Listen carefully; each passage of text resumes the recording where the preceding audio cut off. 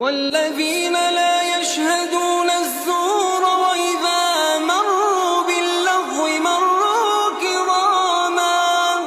والذين إذا ذكروا بآيات ربهم لم يخروا عليها صما وعميانا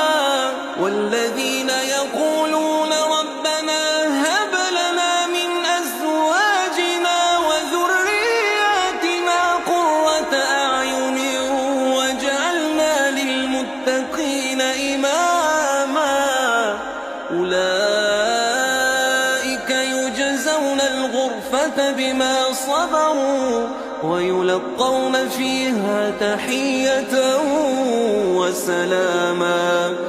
خالدين فيها حسنت مستقرا